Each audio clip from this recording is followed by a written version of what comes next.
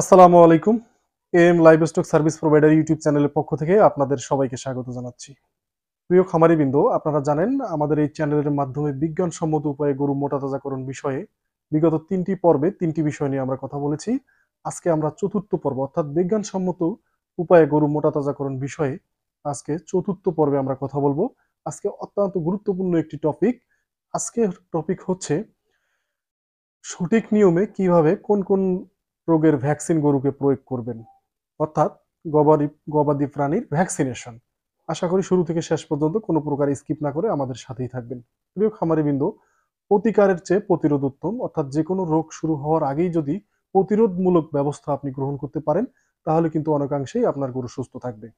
সুতরাং প্রতিরোধমূলক ব্যবস্থা হিসাবে ভ্যাকসিনেশনের কোনো বিকল্প নেই। অর্থাৎ সঠিক নিয়মে আপনি যদি আপনার গরুগুলোকে যে সমস্ত সংক্রামক রোগের ভ্যাকসিন বাজারে পাওয়া যায় সেগুলো যদি করেন তাহলে কিন্তু সেই রোগগুলো আপনার গরুতে হওয়ার সম্ভাবনা অনেকাংশেই কমে যায়।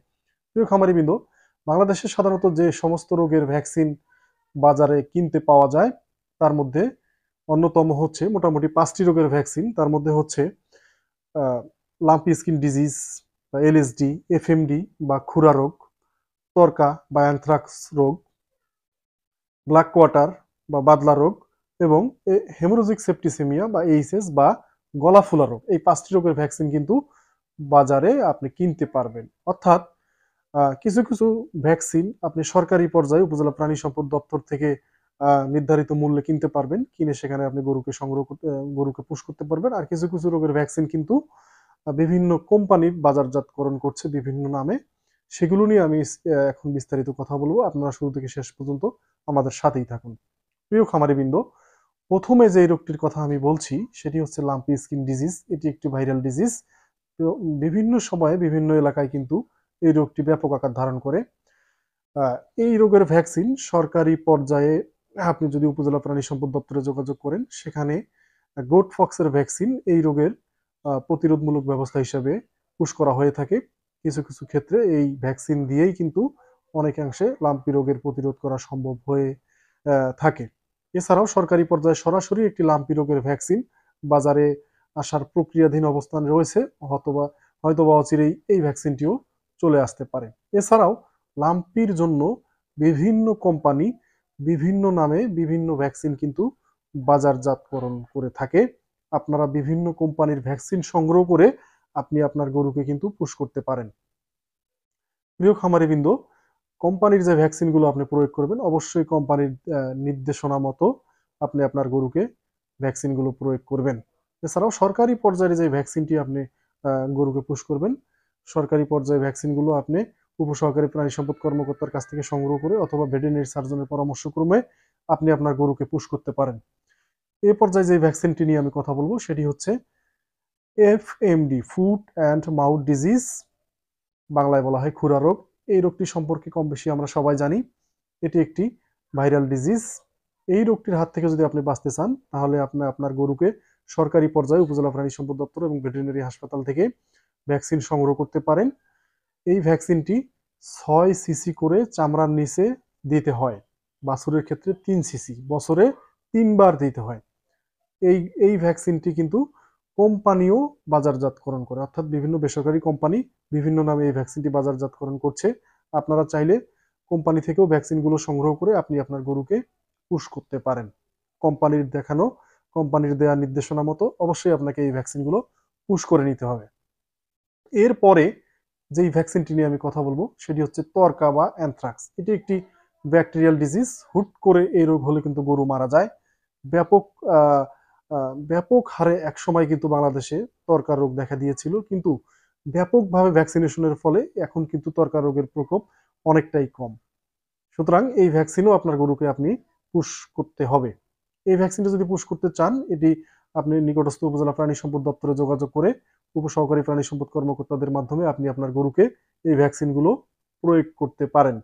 ১ সিসি করে বছরে একবার, ১ সিসি করে বছরে একবার চামড়ার নিচে এই ভ্যাকসিনটি দিলেই ইনশাল্লাহ আপনার গরু সারা বছর সুরক্ষিত থাকবে।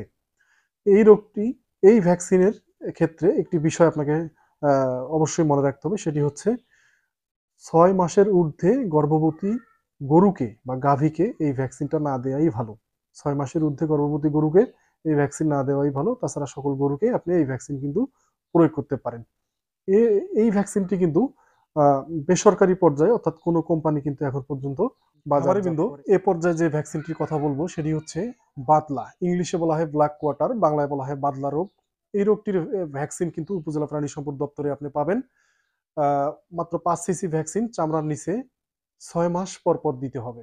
সাধারণত 3 মাস থেকে 3 বছর বয়সী গরুকে এই রোগের টিকাটি দিতে হয়। 3 বছরের ঊর্ধ্বে যে প্রাপ্তবয়স্ক গরুতে কিন্তু সাধারণত বাদলা রোগ দেখা দেয় না। আপনি সাধারণত 3 মাস থেকে 3 বছর বয়সী যে গরুগুলো আপনার রয়েছে সেগুলোতে এই ভ্যাকসিন 5 সিসি করে বছরে 2 বার অর্থাৎ 6 মাস পর পর এই ভ্যাকসিনটি দিতে পারেন।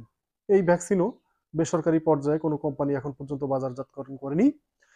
এরপরে আমি যেই ভ্যাকসিনটি নিয়ে কথা বলবো সেটি হচ্ছে গলা ফুলা রোগ। ইংলিশে বলে হেমোরেজিক সেপ্টিসেমিয়া বা এইচএস। এটি একটি মারাত্মক ব্যাকটেরিয়াল ডিজিজ। এ রোগ হলেও গরুর প্রায় শতভাগ মৃত্যুবরণ করে। এই রোগটি হলে গরুর গলা ফুলে যাবে এবং অন্যান্য উপসর্গ দেখা দিবে। এই রোগটি যাতে না হয় অবশ্যই আপনার এই গলা ফুলা রোগের ভ্যাকসিনটি কিন্তু দিতে হবে। 2 সিসি ভ্যাকসিন চামড়ার নিচে 6 মাস পর পর আপনার গরুকে দিতে হবে। 2 সিসি ভ্যাকসিন চামড়ার নিচে 6 মাস পর পর আপনার গরুকে দিতে হবে। এটিও কিন্তু কোনো বেসরকারি কোম্পানি এখন পর্যন্ত বাজারজাতকরণ করেনি। সম্মানিত খামারিবৃন্দ, আমি যেই ভ্যাকসিনগুলোর কথা বললাম, যে নিয়মগুলোর কথা বললাম, এই নিয়মে আপনি আপনার গরুগুলোকে ভ্যাকসিনেশনগুলো কিন্তু অবশ্যই করে নেবেন। এ সম্পর্কিত বিস্তারিত তথ্যের জন্য আপনি আপনার উপজেলা প্রাণী সম্পদ দপ্তরের ভেটেরিনারি সার্জন এবং উপজেলা প্রাণী সম্পদ কর্মকর্তা রয়েছেন অথবা আপনার উপসহকারী প্রাণী সম্পদ কর্মকর্তারা রয়েছেন তাদের কাছ থেকে পরামর্শ নিয়ে আপনি আপনার গরুকে সঠিক নিয়মে ভ্যাকসিনগুলো করে নেবেন। ভ্যাকসিন করার ক্ষেত্রে অবশ্যই খামারি হিসেবে আপনার কিছু কিছু বিষয় জানতে হবে। সেই বিষয়গুলো কি? অবশ্যই ভ্যাকসিন করতে হবে অত্যন্ত ঠান্ডা আবহাওয়ায়, অত্যন্ত ভোরে অথবা রাতে। সাধারণত ভোরের আবহাওয়াই আমাদের দেশে ঠান্ডা হয়ে থাকে। এই ভোরের মধ্যে আপনি আপনার ভ্যাকসিন গরুগুলোকে অবশ্যই ভ্যাকসিনগুলোকে করে নেবেন এবং একজন দক্ষ ভ্যাকসিনেটর অথবা উপজেলা প্রাণী সম্পদ দপ্তর থেকে ভেটেরিনারি সার্জনের পরামর্শ মতো অথবা অভিজ্ঞ কোনো প্রাণী সম্পদ সেবক দ্বারা আপনি আপনার ভ্যাকসিনগুলো করে নিতে পারেন। অবশ্যই ভ্যাকসিন করার ক্ষেত্রে কুল চেইন মেনটেন করতে হবে। অর্থাৎ ঠান্ডার যে ব্যাপারটা, ফ্রিজিং এর যে ব্যাপারটা, ভ্যাকসিনগুলো কিন্তু অবশ্যই সেই নিয়মে করতে হবে।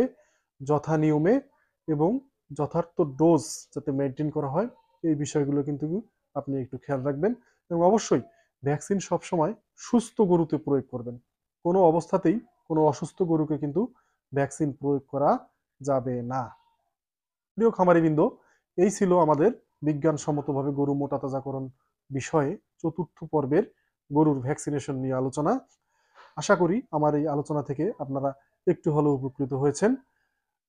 পরবর্তী পর্বে আমরা আরো নতুন বিষয় নিয়ে কথা বলবো ইনশাআল্লাহ। সে পর্যন্ত আল্লাহ তাআলা সবাইকে ভালো রাখুন, সুস্থ রাখুন এই কামনায় আজকের মতো এখান থেকে বিদায় নিচ্ছি। আসসালামু আলাইকুম।